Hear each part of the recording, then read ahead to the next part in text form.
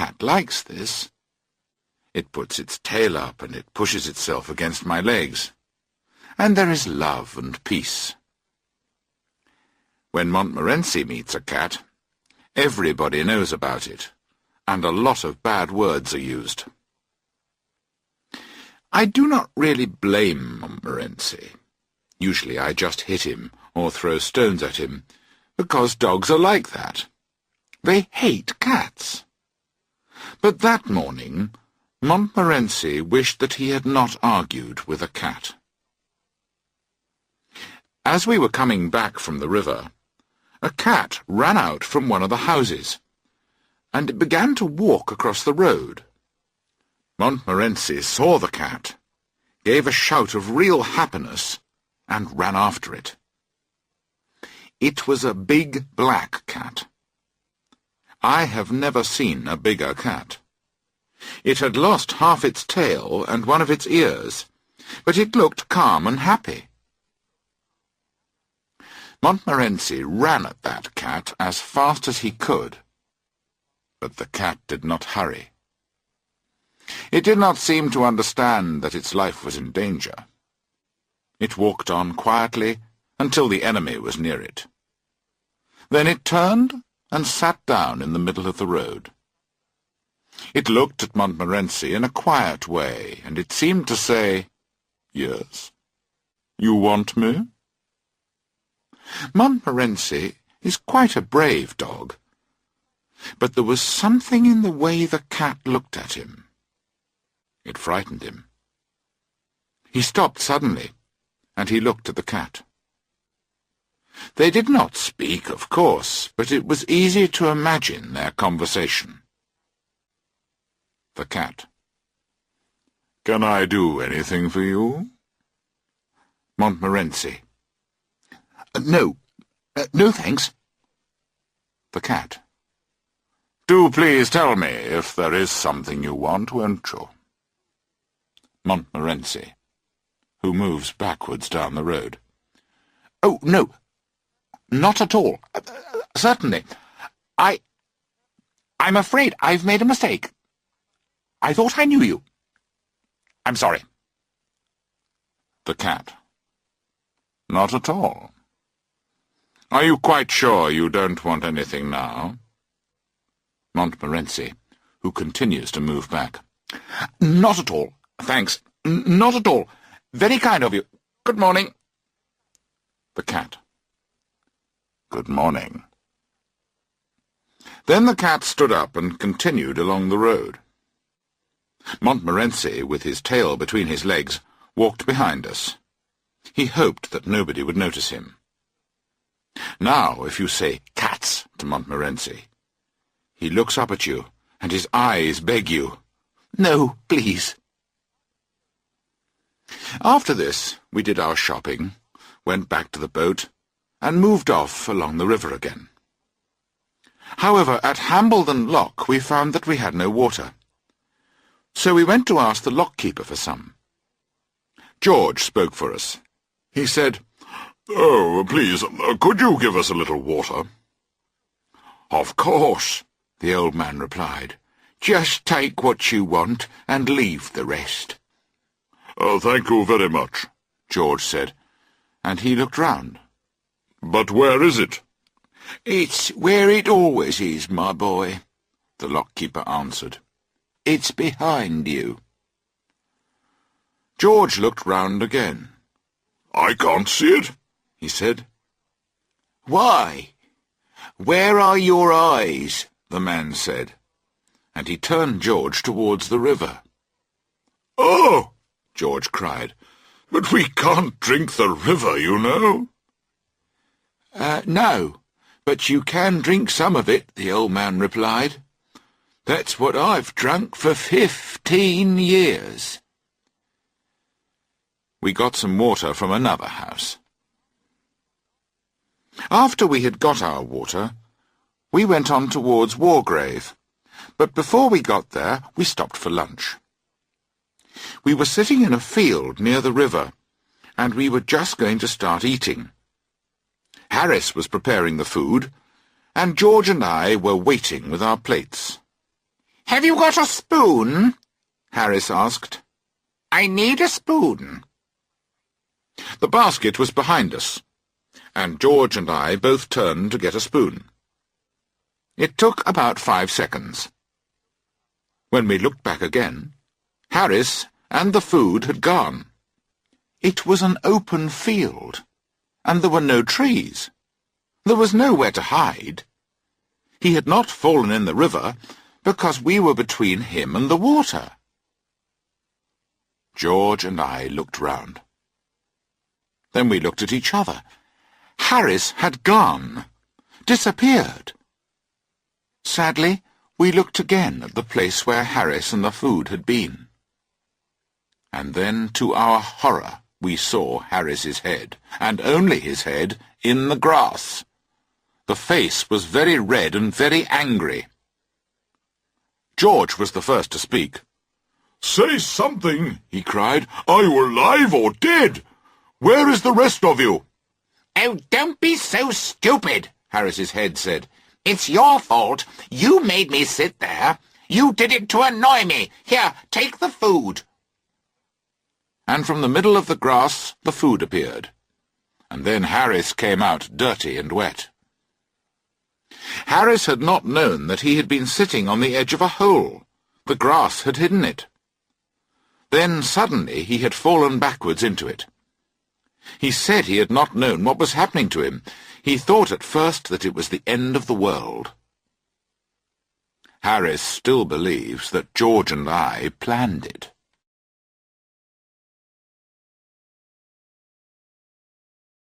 Chapter 13. Harris and the Swans.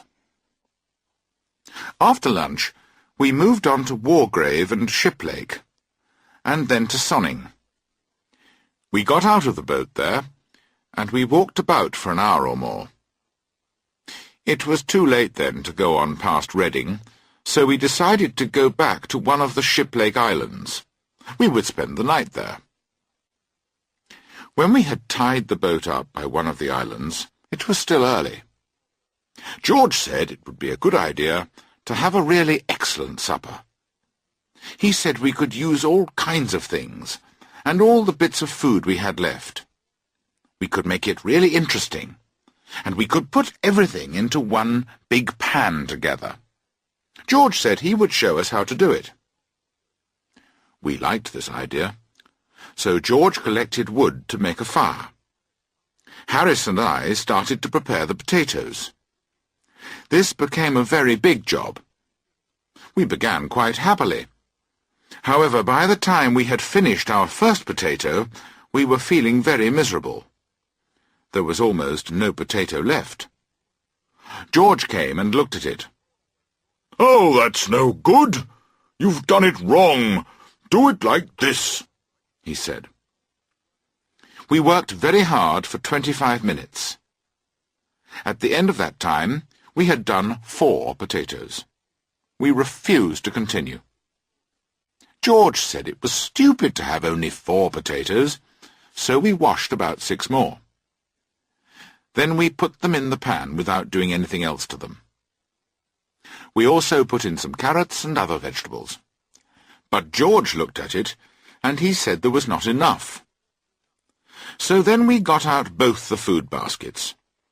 We took out all the bits of things that were left, and we put them in too. In fact, we put in everything we could find. I remember that Montmorency watched all this, and he looked very thoughtful. Then he walked away. He came back a few minutes later with a dead rat in his mouth. He wanted to give it to us for the meal. We did not know if he really wanted to put it in the pan, or if he wanted to tell us what he thought about the meal. Harris said he thought it would be all right to put the rat in. However, George did not want to try anything new. It was a very good meal. It was different from other meals. The potatoes were a bit hard, but we had good teeth, so it did not really matter. After supper, Harris was rather disagreeable. I think it was the meal which caused this. He is not used to such rich food. George and I decided to go for a walk in Henley, but we left Harris in the boat. He said he was going to have a glass of whisky, smoke his pipe, and then get the boat ready for the night. We were on an island, so when we came back, we would shout from the riverbank. Then Harris would come in the boat and get us. When we left, we said to him, "Don't go to sleep." Henley was very busy, and we met quite a lot of people we knew in town. The time passed very quickly. When we started off on our long walk back, it was 11 o'clock. It was a dark and miserable night. It was quite cold, and it was raining a bit. We walked through the dark, silent fields, and we talked quietly to each other. We wondered if we were going the right way. We thought of our nice, warm, comfortable boat. We thought of Harris and Montmorency and the whisky, and we wished that we were there. We imagined that we were inside our warm little boat, tired and a little hungry, with the dark, miserable river outside. We could see ourselves. We were sitting down to supper there. We were passing cold meat and thick pieces of bread to each other. We could hear the happy sounds of our knives and our laughing voices. We hurried to make it real. After some time we found the river, and that made us happy. We knew that we were going the right way. We passed Shiplake at 11:45, and then George said, quite slowly, "You don't remember which island it was, do you?" "No, I don't," I replied, and I began to think carefully. "How many are there?" "Only 4, George answered. "It'll be all right if Harris is awake." "And if he isn't awake?" I asked. But we decided not to think about that. When we arrived opposite the first island, we shouted, but there was no answer. So we went to the second island, and we tried there. The result was the same. "Oh, I remember now," George said. "It was the third one." And full of hope, we ran to the third one, and we called out. There was no answer. It was now becoming serious. It was after midnight. The hotels were all full, and we could not go round all the houses and knock on doors at midnight. George said that perhaps we could go back to Henley, find a policeman, and hit him. He would arrest us and take us to a police station, and then we would have somewhere to sleep. But then we thought, perhaps he won't arrest us. Perhaps he'll just hit us too. We could not fight policemen all night. We tried the fourth island, but there was still no reply.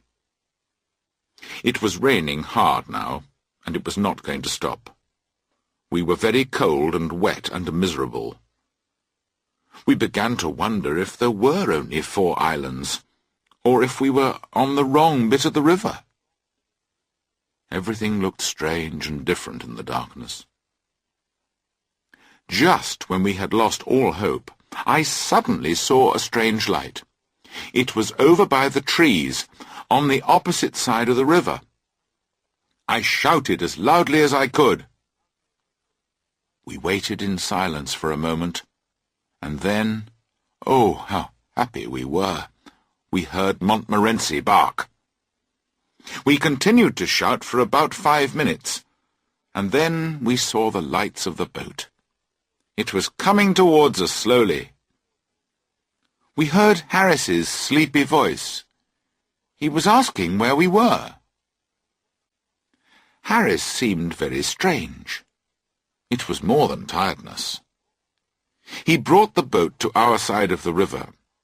He stopped at a place where we could not get into the boat, and then immediately he fell asleep. We had to scream and yell to wake him up again. At last we did wake him up, and we got into the boat. Harris looked very sad. In fact, he looked like a man who had had a lot of trouble. We asked him if anything had happened, and he said, "Swans!"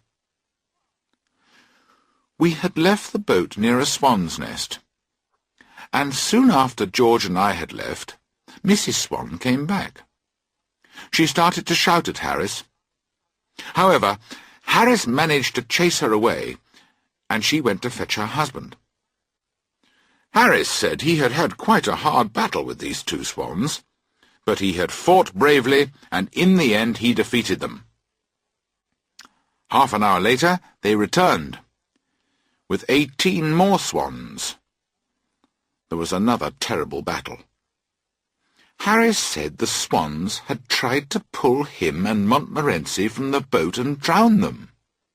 But once again Harris fought bravely for 4 hours, and he had killed them all. Then they had all swum away to die. "How many swans did you say there were?" George asked. 32, Harris replied sleepily. "You said 18 before," George said. "No, I didn't," Harris answered. "I said 12. Do you think I can't count?" We never discovered what had really happened. We asked Harris about it the next morning, but he said, "What swans?" and he seemed to think that George and I had been dreaming. Oh, how wonderful it was to be in the boat again. We ate a very good supper, and then we thought we would have some whisky. But we could not find it. We asked Harris what he had done with it, but he did not seem to understand. The expression on Montmorency's face told us that he knew something, but he said nothing. I slept well that night, although Harris did wake me up 10 times or more. He was looking for his clothes. He seemed to be worrying about his clothes all night. Twice he made George and me get up because he wanted to see if we were lying on his trousers. George got quite angry the second time. "Whatever do you want your trousers for? It's the middle of the night," he cried. "Why don't you lie down and go to sleep?" The next time I woke up, Harris said he could not find his shoes. And I can remember that once he pushed me over onto my side. "Wherever can that umbrella be?" he was saying.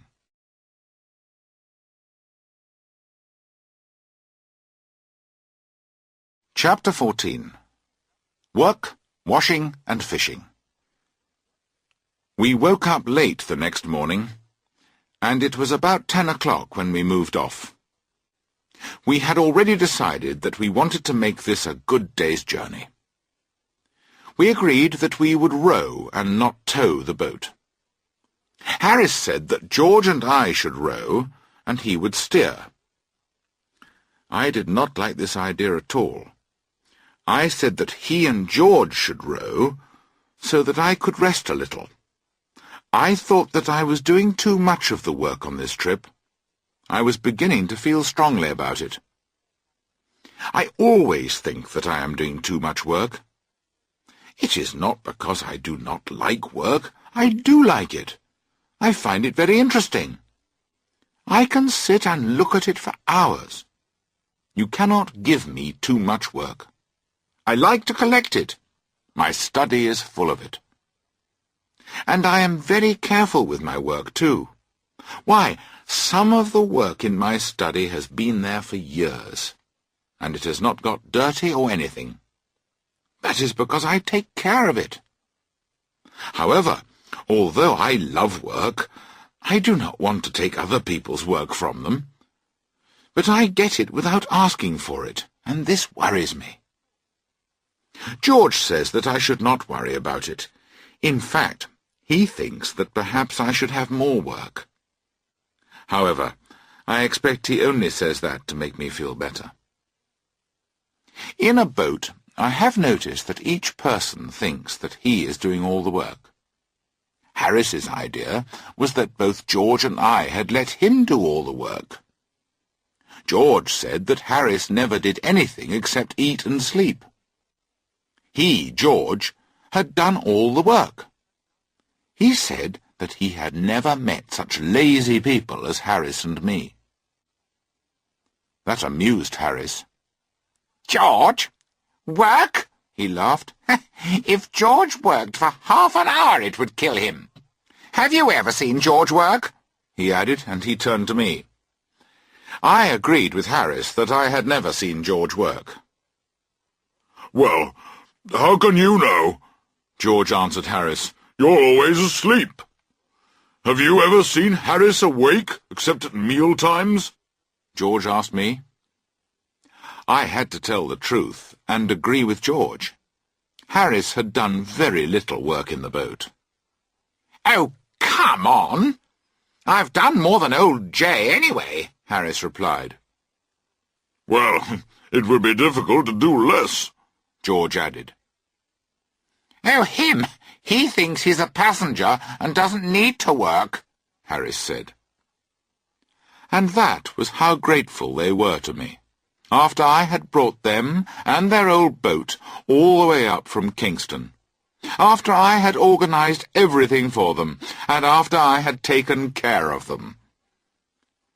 Finally, we decided that Harris and George would row until we got past Reading, and then I would tow the boat from there. We reached Reading at about 11 o'clock. We did not stay long, though, because the river is dirty there. However, after that it becomes very beautiful. Goring on the left and Streatley on the right are both very pretty places. Earlier we had decided to go on to Wallingford that day, but the river was lovely at Streatley. We left our boat at the bridge, and we went into the village. We had lunch at a little pub, and Montmorency enjoyed that. We stayed at Streatley for 2 days, and we took our clothes to be washed. We had tried to wash them ourselves in the river, and George had told us what to do. This was not a success. Before we washed them, they were very, very dirty, but we could just wear them. After we had washed them, they were worse than before. However, the river between Reading and Henley was cleaner, because we had taken all the dirt from it, and we had washed it into our clothes. The woman who washed them at Streatley made us pay 3 times the usual price. We paid her, and did not say a word about the cost. The river near Streatley and Goring is excellent for fishing. You can sit and fish there all day. Some people do sit and fish all day. They never catch any fish, of course. You may catch a dead cat or 2, but you will not catch any fish. When you go for a walk by the river, the fish come and stand half out of the water with their mouths open for bread. And if you go swimming, they all come and stare at you and get in your way, but you cannot catch them. On the second evening, George and I and Montmorency, I do not know where Harris was, went for a walk to Wallingford. On the way back to the boat, we stopped at a little pub by the river. We went in and sat down. There was an old man there. He was smoking a pipe, and we began to talk to him. He told us that it had been a fine day today, and we told him that it had been a fine day yesterday. Then we all told each other that we thought it would be a fine day tomorrow. We told him that we were on holiday on the river, and that we were going to leave the next day. Then we stopped talking for a few minutes, and we began to look round the room. We noticed a glass case on the wall. In it there was a very big fish. The old man saw that we were looking at this fish. "Ah," he said, "that's a big fish, isn't it?" "Yes, it is," I replied. "Yes," the old man continued. "It was 16 years ago. I caught him just by the bridge. Did you really? George asked. Yes, the man answered. They told me he was in the river. I said I'd catch him, and I did. You don't see many fish as big as that one now. Well, good night then. And he went out. After that, we could not take our eyes off the fish. It really was a fine fish. We were still looking at it when another man came in. He had a glass of beer in his hand, and he also looked at the fish. That's a fine big fish, isn't it? George said to him. Ah, yes, the man replied. He drank some of his beer, and then he added, Perhaps you weren't here when it was caught. No, we said, and we explained that we did not live there. We said that we were only there on holiday. Ah, well, the man went on, it was nearly 5 years ago that I caught that fish. Oh, did you catch it then? I asked. Yes, he replied. I caught him by the lock. Well, good night to you. 5 minutes later, a third man came in and described how he had caught the fish early one morning. He left, and another man came in and sat down by the window. Nobody spoke for some time. Then George turned to the man and said, Excuse me, I hope you don't mind, but my friend and I, who are only on holiday here, would like to ask you a question. Could you tell us how you caught that fish? Who told you that I caught that fish? He asked. We said that nobody had told us. We just felt that he was the man who had caught it. Well, that's very strange, he answered with a little laugh. You're right. I did catch it. And he went on to tell us how he had done it, and that it had taken him half an hour to land it. When he left, the landlord came in to talk to us. We told him the different stories we had heard about his fish. He was very amused, and we all laughed about it. And then he told us the real story of the fish. He said that he had caught it himself years ago when he was a boy. It was a lovely sunny afternoon, and instead of going to school, he went fishing. That was when he caught the fish. Everyone thought he was very clever. Even his teacher thought he had done well and did not punish him. He had to go out of the room just then, and we turned to look at the fish again. George became very excited about it, and he climbed up onto a chair to see it better. And then George fell, and he caught hold of the glass case to save himself. It came down, with George and the chair on top of it. "Is the fish all right?" I cried. I hope so, George said. He stood up carefully and looked round. But the fish was lying on the floor, in 1,000 pieces. It was not a real fish.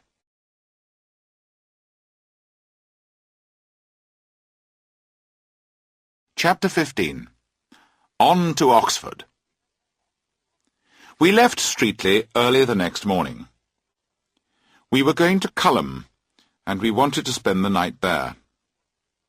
Between Streatley and Wallingford, the river is not very interesting. Then from Cleeve, there is quite a long piece of the river which has no locks. Most people are pleased about this, because it makes everything much easier. But I quite like locks myself. I remember that George and I nearly had an accident in a lock once. It was a lovely day, and there were a lot of boats in the lock. Someone was taking a photograph of us all, and the photographer was hoping to sell the picture to the people in the lock. I did not see the photographer at first, But suddenly George started to brush his trousers, and he fixed his hair and put on his hat. Then he sat down with a kind but sad expression on his face, and he tried to hide his feet. My first idea was that he had seen a girl that he knew, and I looked round to see who it was. Everybody in the lock had stopped moving, and they all had fixed expressions on their faces. All the girls were smiling prettily, and all the men were trying to look brave and handsome. Then I saw the photographer, and at once I understood. I wondered if I would be in time. Our boat was the first one in the lock, so I must look nice for the man's photograph. So I turned round quickly and stood in the front of the boat. I arranged my hair carefully, and I tried to make myself look strong and interesting. We stood and waited for the important moment when the man would actually take the photograph. Just then, someone behind me called out, "Hi! Look at your nose!" I could not turn round to see whose nose it was, but I had a quick look at George's nose. It seemed to be all right. I tried to look at my own nose, and that seemed to be all right too. "Look at your nose, you stupid fool!" the voice cried again, more loudly this time. And then another voice called, "Push your nose out! You two, with the dog!" We could not turn round because the man was just going to take the photograph. Was it us they were calling to? What was the matter with our noses? Why did they want us to push them out? But now everybody in the lock started shouting, and a very loud, deep voice from the back called, Look at your boat! You, in the red and black caps! If you don't do something quickly, there'll be 2 dead bodies in that photograph. We looked then, and we saw that the nose of our boat was caught in the wooden gate at the front of the lock. The water was rising, and our boat was beginning to turn over. Quickly, we pushed hard against the side of the lock to move the boat. The boat did move, and George and I fell over on our backs. We did not come out well in that photograph, because the man took it just as we fell over. We had expressions of, "Where am I, and what's happened?" on our faces, and we were waving our feet about wildly. In fact, our feet nearly filled the photograph. You could not see much else. Nobody bought the photographs. They said they did not want photographs of our feet. The photographer was not very pleased. We passed Wallingford and Dorchester, and we spent the night at Clifton Hampden, which is a very pretty little village. The next morning we were up early, because we wanted to be in Oxford by the afternoon. By 8:30 we had finished breakfast, and we were through Clifton Lock. At 12:30 we went through Iffley Lock. From there to Oxford is the most difficult part of the river. First the river carries you to the right, then to the left. Then it takes you out into the middle and turns you round 3 times. We got in the way of a lot of other boats. A lot of other boats got in our way, and a lot of bad words were used. However, at Oxford we had 2 good days. There are a lot of dogs in the town. Montmorency had 11 fights on the first day and 14 on the second. This made him very happy. If you are thinking of taking a trip on the river, and you are going to start from Oxford, take your own boat, unless you can take someone else's without being discovered. The boats that you can hire on the Thames above Marlow are all right. They do not let too much water in, and they have seats and things. But they are not really boats which you want people to see. The person who hires one of these boats is the kind of person who likes to stay under the trees. He likes to travel early in the morning or late at night, when there are not many people about to look at him.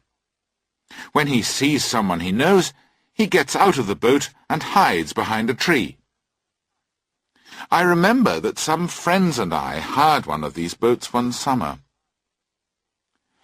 We had written to ask for a boat, and when we arrived at the boathouse we gave our names. The man said, "Oh, yes," and then he called out to another man, "Jim, fetch the Queen of the Thames." 5 minutes later, Jim came back with a very old piece of wood. He had clearly just dug it up from a hole in the ground. When he dug it up, he had damaged it very badly. We asked Jim what it was. "It's the Queen of the Thames," he answered. We laughed at this, and then one of us said, "All right, now go and fetch the real boat." They said that this was the real boat.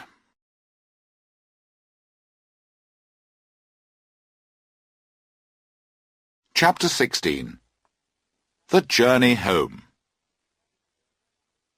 We left Oxford on the 3rd day to go back home. The weather changed, and when we left Oxford it was raining. It continued to rain, not heavily, but all the time. When the sun is shining, the river turns everything into a golden dream. But when it rains, the river is brown and miserable. It rained all day, and at first we pretended we were enjoying it. We said that it was a nice change. We added that it was good to see the river in all kinds of weather. Harris and I sang a song about how good it was to be free and to be able to enjoy the sun and the rain. George thought it was much more serious, and he put up the umbrella.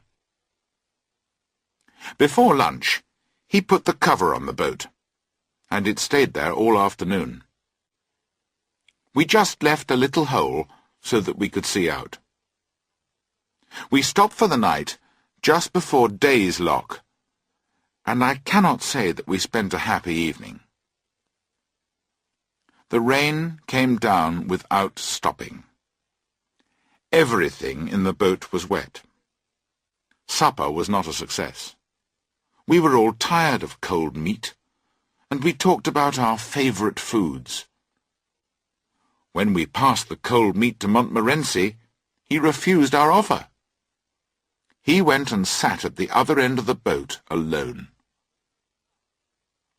We played cards after supper. We played for about an hour and a half, and George won 10 pence. Harris and I lost 5 pence each. We decided to stop then, because the game was getting too exciting. After that, we had some whiskey, and we sat and talked. George told us about a man he had known. This man had slept on the river, in a wet boat like ours, and it had made him very ill. 10 days later, the poor man died in great pain. George said he was quite a young man, so it was very sad. Then Harris remembered one of his friends who had camped out on a wet night. When he woke up the next morning, he was in great pain, and he was never able to walk again. So then, of course, we began to talk about other illnesses. Harris said it would be very serious if one of us became ill, because we were a long way from a doctor. After this, we really needed something to make us feel a bit happier, so George sang to us. That really made us cry. After that, we could think of nothing else to do, so we went to bed. Well, we undressed, and we lay down in the boat. We tried to go to sleep, but it was 4 hours before we did so. At 5 o'clock, we all woke up again, so we got up and had breakfast. The second day was the same as the first. It rained all day. We sat in our raincoats under the cover, and we travelled slowly along the river. I did try to sing again, but it was not a success. However, we all agreed that we should continue our trip. We had come to enjoy ourselves for a fortnight on the river, and we were going to finish the trip. If it killed us, well, that would be a sad thing for our friends and families, but we would not give in to the weather. "It's only 2 more days," Harris said, "and we are young and strong. Perhaps we'll be all right." At about 4 o'clock we began to discuss our plans for that evening. We were a little past Goring then, and we decided to go on to Pangbourne and spend the night there. "Another happy evening," George said. We sat and thought about it. We would be in Pangbourne by 5 o'clock. We would finish our dinner by 6:30. After that, we could walk about the village in the rain, or we could sit in a dark little pub. "It would be more interesting to go to the Alhambra Theatre in London," Harris said, and he looked out at the sky. "With supper afterwards at that little French restaurant," I added. "Yes, I'm almost sorry we've decided to stay on the boat," Harris said. Then we were silent for a time. "I know we've decided to stay and die on this boat," George said, "but there is a train which leaves Pangbourne soon after 5 o'clock. We could be in London in time to get something to eat, and afterwards we could go on to the theatre." Nobody said a word. We looked at each other, and we all felt badly about it. We did not speak, but we got out the bag. We looked up the river and down the river. There was nobody there. 20 minutes later, 3 figures and an ashamed dog quietly left the nearest boathouse and went towards the station. We had told the boatman a lie. We had asked him to take care of the boat for us until 9 o'clock the next morning. We said we would come back for it then. However, only if, something happened to stop us from coming back, then we would write to him. We reached Paddington Station at 7 o'clock, and we drove straight to the restaurant. We had a light meal and left Montmorency there. Then we went to the theatre. For some reason, everybody stared at us, and this made us very happy. Perhaps it was because of our interesting clothes, or because we looked so healthy. Afterwards, we went back to the restaurant, where supper was waiting for us. We really did enjoy that supper. For 10 days we had lived on cold meat and bread and not much else. We ate and drank without speaking, and then we sat back and rested. We felt good and thoughtful and kind. Then Harris, who was sitting next to the window, pulled back the curtain and looked out into the street. It was still raining, and it was dark and very wet. 1 or 2 people hurried past.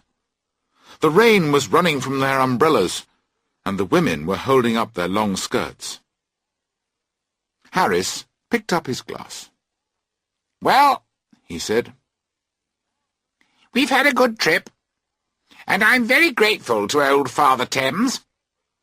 But I think we were right to give up and come back. Here's to 3 men well out of a boat." And Montmorency stood on his back legs in front of the window, looked out into the night, and gave a short bark to show that he agreed.